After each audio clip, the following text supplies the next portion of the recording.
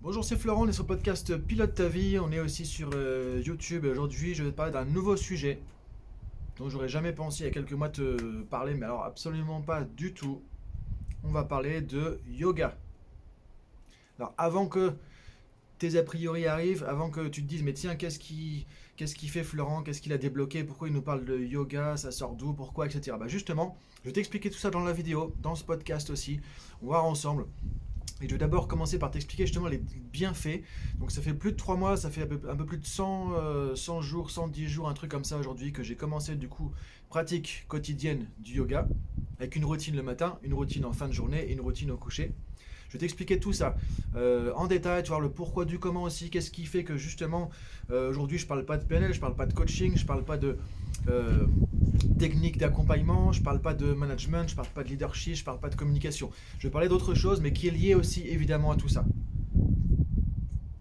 Donc on va parler justement de yoga. Alors qu'est-ce qui m'amène justement à te parler de ça? Parce que justement j'ai expérimenté, ça fait plus de 3 mois que j'ai une pratique comme ça de yoga au quotidien. Et alors autant en 2004, en 2005 j'ai découvert la PNL, après j'ai découvert le coaching. En 2004 la PNL, en 2005 le coaching. Ça a été vraiment une révélation. C'est-à-dire vraiment, j'ai retrouvé quelque chose qui me parlait, que j'ai envie d'approfondir, d'explorer, d'étudier et de transmettre à tout le monde, justement. Et depuis, ça fait effectivement bientôt, du coup, plus de 15 ans que j'en fais. J'ai accompagné des centaines de personnes en PNL, en coaching, sur 3 continents, en France, en Belgique, au Luxembourg, au Maroc, en Tunisie, à La Réunion, au Québec. Voilà. Ceux qui me connaissent, voilà, vous savez que j'ai pas mal voyagé, que j'ai vu pas mal de gens, que j'ai accompagné énormément de personnes avec tout ça. Et aujourd'hui, vraiment, il y a quelques mois, j'ai eu une autre, vraiment cette fois une deuxième révélation en termes de bah, vraiment quelque chose d'exceptionnel que j'ai découvert. Et ben justement, c'est yoga. Alors, le yoga, moi aussi j'avais des a priori avant. Je me disais, bon, c'est des postures, c'est juste de la souplesse, c'est juste, on voit ces yogis qui se mettent le pied dans la tête, limite on va se gratter les oreilles avec les pieds. Où on voit par exemple des gens qui vont faire ça pour de la gestion du stress un petit peu, pour se détendre, s'étirer les muscles, etc. En fait, c'est beaucoup, beaucoup, beaucoup, beaucoup plus que ça. C'est ce que j'ai pu découvrir et donc j'ai expérimenté pendant plus de 3 mois, tous les jours. J'ai commencé avec à peu près 20-30 minutes de pratique. Ensuite, je suis passé à 45 minutes. Ensuite, je suis passé à plus d'1 heure. Et là, je suis quasiment à 2 heures de pratique par jour. Alors, je vais t'expliquer comment c'est possible parce qu'en plus, j'ai une activité qui demande énormément de temps. Donc j'ai déjà des journées qui sont très très grandes. Voilà, les gens qui me connaissent, avec qui je travaille, le savent aussi. Donc comment on peut rajouter ça aussi? Et tout ça, c'est possible. Encore une fois, quand on a un objectif, quand on se donne un pourquoi, quand on sait pourquoi on veut faire les choses, on peut trouver des solutions. Et donc je vais te parler de tout ça. Il y a plusieurs vidéos qui vont venir, je vais t'expliquer tout ça en détail. Ce que je voudrais simplement, c'est attirer ton attention sur justement les bienfaits. C'est pour ça que je partage ça, parce que aujourd'hui je me dis, c'est comme quand j'ai découvert la PNL. C'est comme quand j'ai découvert la PNL, je ne peux pas garder ça pour moi et ne pas partager, alors qu'en fait c'est vraiment quelque chose d'exceptionnel. Donc quel type de bienfaits font que pour moi c'est vraiment quelque chose d'exceptionnel? La première chose, c'est que j'ai réussi à développer encore plus mon énergie, ma forme, ma vitalité, la santé. C'est-à-dire que ça ne veut pas dire que je manquais de tout ça, ça veut dire que j'avais pas déjà des choses efficaces par rapport à ça. Je suis quand même quelqu'un qui fait du sport, qui fait attention à l'alimentation. J'ai écrit Vie Optimale aussi en 2014, quelque chose comme ça, dans lequel je parle de ça aussi. Et donc je fais attention à tout ça. Sauf que là, j'ai découvert quelque chose qui peut te permettre de dépasser encore ça, de décupler justement ton énergie, ton sentiment de vitalité, d'avoir le moteur qui est en route, voilà, qui tourne, voilà, de manière vraiment efficace tous les matins, tous les jours. C'est ça qui est génial, c'est que quand je me lève le matin, je me rends compte que finalement, alors en termes de quantité, j'ai moins de sommeil qu'avant, mais j'ai plus d'énergie parce que mon sommeil est beaucoup plus profond, beaucoup plus réparateur. Et donc une fois que j'ai fait ma pratique du matin, je sens que c'est comme s'il y avait la mécanique qui se met en route, il y a de l'énergie, ça respire, ça circule, comme si tout se mettait en route et que vraiment, il y a une énergie incroyable qui vient. Et du coup, on commence la journée comme ça, c'est vraiment exceptionnel, c'est vraiment génial quoi. De commencer ta journée avec le plein d'énergie.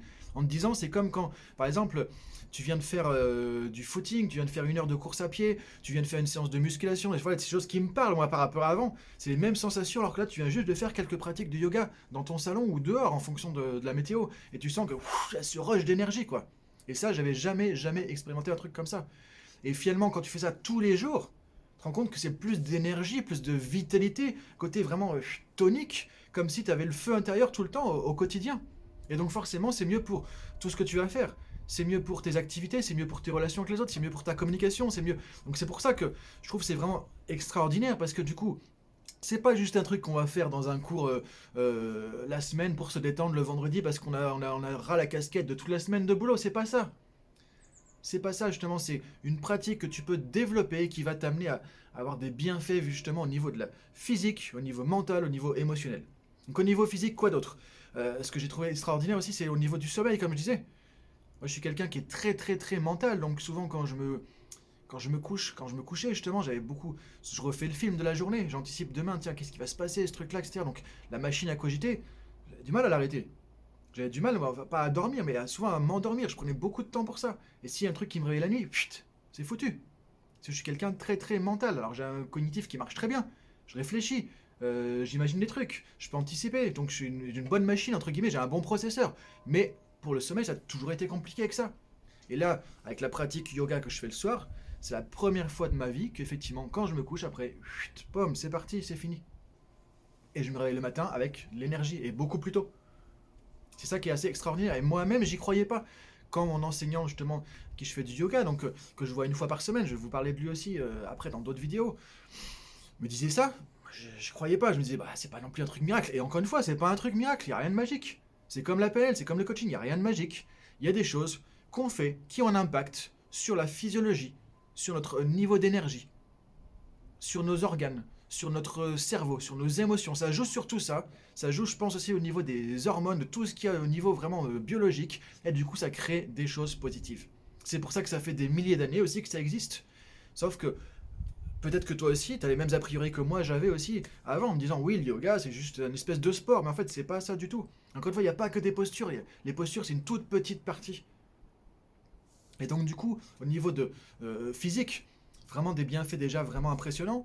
Au niveau du sommeil, donc du coup tu es plus en forme, tu as plus d'énergie, et comme tu fais des pratiques qui développent l'énergie, qui font circuler, qui activent les organes, qui activent tout ce qu'il faut à l'intérieur, bah du coup, en même temps tu as encore doublement plus d'énergie et d'intensité. En plus de ça, ce que j'ai pu remarquer, c'est effectivement là aussi au niveau de la souplesse. C'est-à-dire que moi je suis quelqu'un qui est raide comme un piqué, mais depuis des années, des années. Alors quand j'étais plus jeune, j'ai fait des arts martiaux, j'ai fait du kung fu, j'ai fait du karaté, j'ai fait plein de trucs comme ça. Donc j'étais plus souple, effectivement. Mais depuis que j'ai arrêté, j'ai fait pas mal de sport aussi de musculation, disons, d'une certaine manière.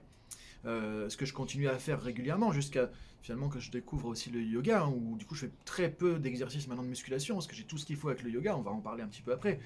Du coup, pareil, j'ai retrouvé de la souplesse. C'est-à-dire que quand je me mettais debout, je ne peux même pas toucher par terre en restant les jambes tendues. Et là maintenant, je peux seulement toucher, mais poser quasiment les mains, avoir la tête qui touche les genoux aussi. Donc enfin, c'est vraiment un truc extraordinaire. Alors on se dit, ok, c'est quoi, ça sert à quoi? Ça sert que du coup, tu sens ton corps. Et on sent que, pareil, la colonne vertébrale, je sens ma colonne vertébrale, je suis arrivé. Maintenant, j'arrive à sentir quand il y a un truc qui va pas, hop, je contracte un peu, ça craque, tac, ça y est, ça se remet. Et moi qui fais beaucoup de visio depuis la crise sanitaire, donc je suis très très souvent en visio sur mon bureau, mais j'ai eu des mal de dos pas possible. Au mois de mai, au mois de juin, c'était une catastrophe. Ou à la nuque, un coup c'est le dos, un coup c'est la nuque, etc. Parce que assis toute la journée, justement à faire des visios, avec le cou pas forcément bien positionné. Là, ça c'est terminé. C'est pareil, moi je suis quelqu'un qui a souvent des problèmes ORL, de rhume, de rhinite, euh, des angines, tout ça. Et cette année, justement, c'est la première année où il n'y a rien de tout ça.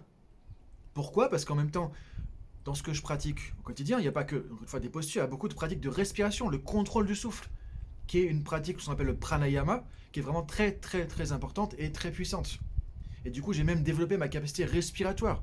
Au niveau physique, je vois que je respire beaucoup mieux qu'avant, beaucoup plus. Et quand je fais un effort physique, je suis beaucoup moins essoufflé et j'ai une capacité pulmonaire beaucoup plus grande. Et tous les problèmes d'ORL que j'avais, justement, sont envolés aussi avec ça. Donc, alors, encore une fois, ça ne veut pas dire que c'est un truc magique, mais c'est une pratique qui peut développer vraiment beaucoup de bienfaits. C'est pour ça que moi, je ne pouvais pas ne pas en parler. Après, au niveau mental, c'est pareil. Le fait de faire à la fois ces postures, une sorte de méditation en mouvement, ça montre que lorsqu'on travaille à maîtriser le corps, lorsqu'on travaille sur le côté physique, ça travaille le mental. Et ça, franchement, c'est un truc que j'avais jamais imaginé à ce point-là. Ce qui développe la souplesse physique, c'est plus la souplesse mentale. C'est-à-dire que c'est quand on lâche prise dans sa tête, quand on lâche, que le corps va suivre. Et quand on avance avec le corps, ça fait avancer avec le mental aussi. Et là, c'est quelque chose que j'avais jamais appréhendé autant que ça, du coup.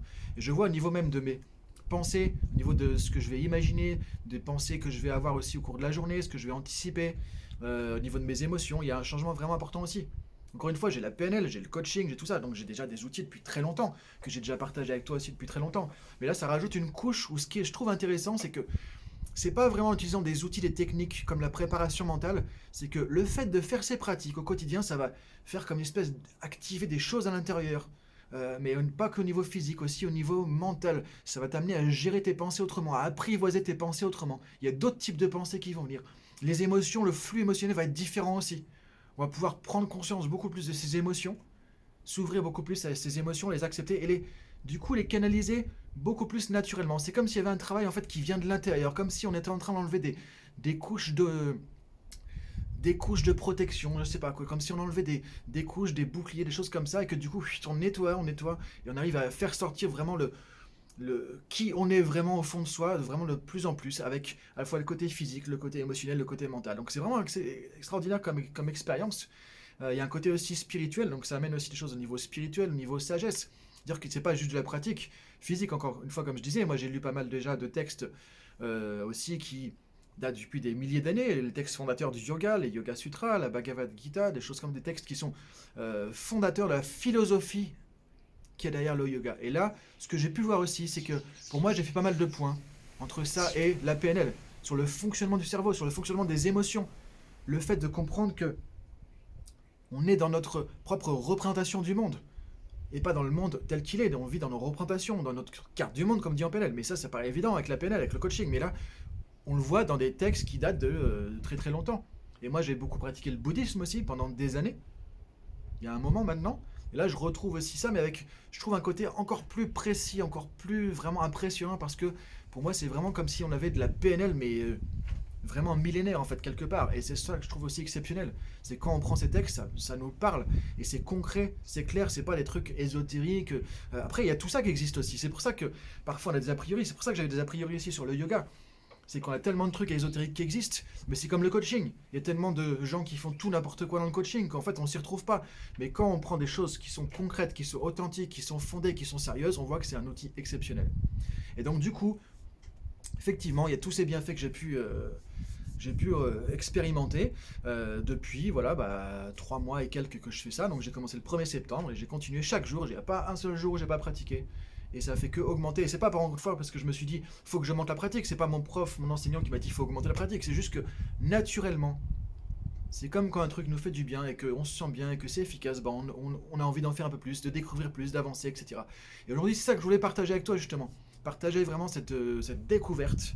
Alors maintenant, si ça t'intéresse d'en savoir plus, je vais t'expliquer aussi en off. Je vais mettre des vidéos un peu plus personnelles, tu vois, justement, les routines que je fais le matin, dire les salutations au soleil, les techniques de respiration, techniques de méditation que je fais le matin. Ça, c'est plutôt du yoga traditionnel, avec aussi des techniques de respiration, du pranayama, etc. Je vais aussi te montrer en off, du coup, ce que je fais en fin de journée. Encore une fois, ça dépend de mon emploi du temps. Et encore une fois, si tu me dis, j'ai pas le temps, on n'a pas le temps de prendre 10 minutes pour la journée, moi j'ai trouvé quasiment 2 heures par jour. Et ça, j'aurais jamais pensé à ça non plus il y a quelques mois en arrière, que je suis quelqu'un qui est toujours très occupé, j'ai déjà des grosses journées. Alors du coup, je me lève plus tôt aussi. Mais comme j'ai un meilleur sommeil, du coup ça fonctionne. Donc vous voyez, il y a tout qui coïncide, hein, il y a tout qui correspond, il y a tout qui fonctionne. C'est une dynamique globale en fait. C'est pas juste je vais faire un cours de yoga le week-end et puis je vais voir ce que ça donne. Non, c'est une dynamique globale, c'est un art de vivre en fait qu'on va pouvoir développer et dans lequel on se sent aligné et on récolte que des bénéfices, que des bienfaits. Donc je vais t'expliquer aussi qu'est-ce que je fais plutôt en fin de journée, donc du yoga Ashtanga, yoga dynamique, et qui fait que moi j'ai même pu remplacer le travail physique que je faisais avec des poids, avec des kettlebells, plutôt en type musculation pour rester, encore une fois je fais pas du bodybuilding, mais j'ai toujours fait de la musculation à une certaine échelle évidemment, pour rester en forme, pour rester tonique, pour avoir une certaine masse musculaire aussi, voilà, juste pour sentir bien et sentir que j'ai de l'énergie, que je suis efficace, quoi, tout simplement, être tonique. Ça fait partie aussi, je trouve, de ce qui est important dans la vie aujourd'hui, d'avoir un corps qui soit robuste, qui soit tonique, qui soit énergique. Et du coup, avec cette pratique du yoga dynamique, j'ai même plus besoin de faire ça. Et ça muscle des parties que je musclais pas forcément avant. Et en même temps, ça étire, en même temps, ça fait un travail de muscle profond, et pas que de muscle en surface, entre guillemets. C'est ça qui est aussi, encore une fois, exceptionnel. Donc il y a cette partie de yoga qui est plus axée sur le côté physique, dynamique, le Ashtanga yoga, qui est très physique, qui est pas évident du tout à faire, qui étire le corps et qui le muscle, qui le dynamise aussi. Ça, c'est ce que je fais en fin de journée. Et ensuite, avant de me coucher, j'ai une pratique de méditation aussi qui fait que, comme je disais, si tu as tendance à cogiter, tu as du mal à t'endormir, ou tu te réveilles la nuit, tu vas pouvoir tomber comme ça, de manière vraiment efficace, un bon sommeil réparateur aussi. Donc, je vais te montrer tout ça en off. Je vais t'expliquer tout ça.